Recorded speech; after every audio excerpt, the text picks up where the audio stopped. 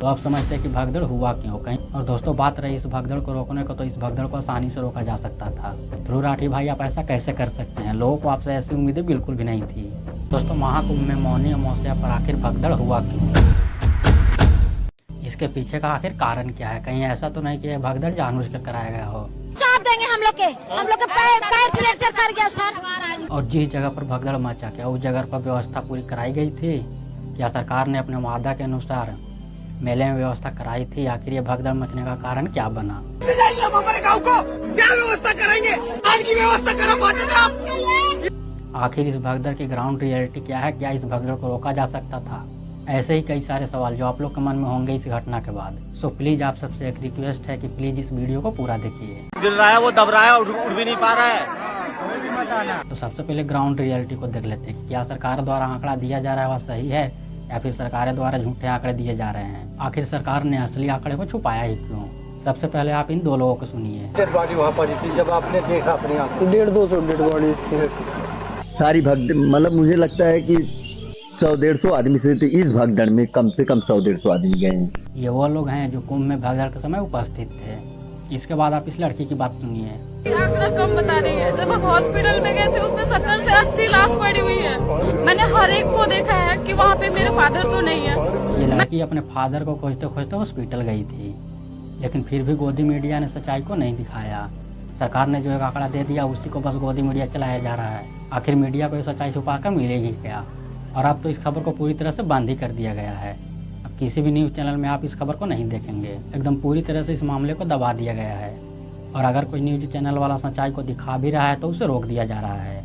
आप खुद ही देखिए। की गई हाथ क्यों पकड़ रहे हैं आप, हाथ धक्का क्यों देंगे, धक्का क्यों देंगे। अरे इधर दिखाओ, जरा इधर दिखाओ कैमरा। कुंभ लगने के पहले सरकारें बड़ी बड़ी दावा कर रही थी कि जितने लोग आने वाले हैं उससे 100 करोड़ ज्यादा लोगों की सुरक्षा व्यवस्था है। इस पूरे आयोजन में 40 करोड़ श्रद्धालु आएंगे, लेकिन तैयारी हमारी होगी 100 करोड़ श्रद्धालुओं की व्यवस्था। तो आखिर इतनी व्यवस्था गई कहाँ। व्यवस्था के नाम पर तो केवल आम आदमी को गुमराह किया जा रहा है। असली व्यवस्था तो वीआईपीओ के लिए थी। पहले आप इस वीडियो को देखिए। सुना है कल मौनी अमावस्या पे प्रयागराज में बहुत भीड़ है, पर अगर आप देखेंगे तो ये अरेल में वीवीआईपी घाट है। यहाँ पे दूर दूर तक मुझे तो कोई भीड़ नहीं दिख रही। क्या वीआईपीओ के लिए इतनी व्यवस्था किया जाना चाहिए था। एक तरफ आम लोग भीड़ में दबकर मर रहा है और दूसरी तरफ वीआईपीओ के लिए इतनी जगह किया गया है कि पूरा का पूरा वीआईपी जोन ही खाली है। अब आप लोग ही बताइए कि वीआईपीओ के लिए इतनी व्यवस्था ठीक थी। ये मैं बिल्कुल ही आप लोग के ऊपर छोड़ देता हूँ। आप लोग कमेंट करके ज़रूर बताइए कि क्या वीआईपीओ के लिए इतनी व्यवस्था होनी चाहिए थी या फिर नहीं। और अगर वीआईपी जोन बनाना ही था तो क्या और उसे छोटा नहीं बनाया जा सकता था।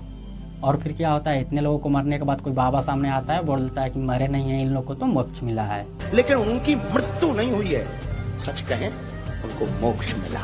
अगर इतना ही मोक्ष मिल रहा था तो आप क्यों नहीं उस भगदड़ में शामिल हो गए। आप भी तो उस भगदड़ के समय वहीं गए हुए थे, आपको भी मोक्ष मिल जाता। खैर गोदी मीडिया तो इस खबर को छिपा ही रही है। जिस तरह से इस खबर को दिखाना चाहिए था वैसे कोई भी मीडिया इस खबर को नहीं दिखा रही है। लेकिन इस मामले पर ध्रुव राठी का भी अभी तक कोई भी वीडियो नहीं आया है। ध्रुव राठी भाई आप ऐसा कैसे कर सकते हैं, लोगों को आपसे ऐसी उम्मीदें बिल्कुल भी नहीं थी। आप जिस प्रकार बाकी सभी मुद्दे को उठाते हो आप इस मामले पर भी एक वीडियो को लाइए, क्योंकि आप इस पूरे मामलों को बेहतर तरीके से समझा सकते हो जिससे लोगों को इसे समझने में आसानी होगी। तो ध्रुव भाई प्लीज़ आपसे रिक्वेस्ट है कि आप इस मामले पर एक वीडियो लाइए, बाकी हमें आपका वीडियो का इंतजार रहेगा। तो दोस्तों आप समझते हैं कि इतनी भयावह स्थिति के बाद भी कुंभ मेले में इतनी भीड़ क्यों जा रही है। क्या लोगों को अपनी जान की परवाह नहीं है या फिर अपने जान को लोग हल्के में ले रहे हैं। तो इसे समझने के लिए आप इस वीडियो को देखिए। ये लड़की महाकुंभ लगने के पहले सिंपल लड़की थी, लेकिन अब ये कोई नॉर्मल लड़की नहीं रही। ये जैसे ही कुंभ मेला में वायरल हुई वैसे ही इसे बॉलीवुड फिल्में ऑफर होने लगी और ये बॉलीवुड फिल्म साइन भी कर ली। और ऐसे ही न जाने कितने लोग कुंभ मेले में जाकर वायरल भी हुए हैं। ये भी एक कारण हो सकता है ज़्यादातर लोगों को कुंभ में जाने का। और कितने लोग तो इसलिए जा रहे हैं क्योंकि वो सोच रहे हैं कि मैं कितनी भाग्यशाली हूँ कि हमें महाकुंभ देखने को मिल रही है। इसके बाद हमें कभी अपने जीवन में महाकुंभ देखने को नहीं मिलेगा। और इसी पर्पस के साथ बहुत से लोग वहाँ जा रहे हैं। तो आप समझते हैं कि भगदड़ हुआ क्यों, कहीं कोई जानबूझकर तो भगदड़ नहीं मचाया। तो दोस्तों ऐसा नहीं है कि कोई जानबूझकर भगदड़ मचा दिया, इसे आप खुद ही समझिए। क्योंकि अगर कोई जानबूझकर भगदड़ कराएगा तो क्या वो उस भगदड़ का हिस्सा नहीं होगा। क्या पता वो भी उस भगदड़ में अपनी जान गंवा दे। तो इस वजह से कोई जानबूझकर तो भगदड़ नहीं करेगा। अब रही बात कि भगदड़ हुआ क्यों, तो जिस दिन भगदड़ हुआ था उस दिन मौनी अमावस्या था और मौनी अमावस्या के मौके पर उस दिन मुख्य स्नान था। और मुख्य स्नान की वजह से वहाँ पर बहुत से लोग पहुँच गए हैं, जिसके चलते वहाँ पर भीड़ इतनी इकट्ठा हो गई कि लोगों को स्नान करने के लिए घाट तक जाने में दिक्कत होने लगी।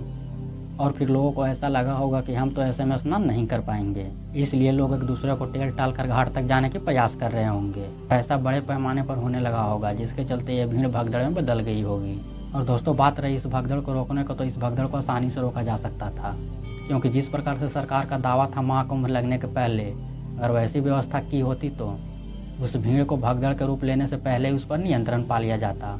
लेकिन व्यवस्था में भारी चूक हुई थी, इस वजह से इतनी भयानक भगदड़ हुई। आई होप सो आप लोग को इस वीडियो के बाद बहुत कुछ क्लियर हो गया होगा। तो please do like, subscribe and share.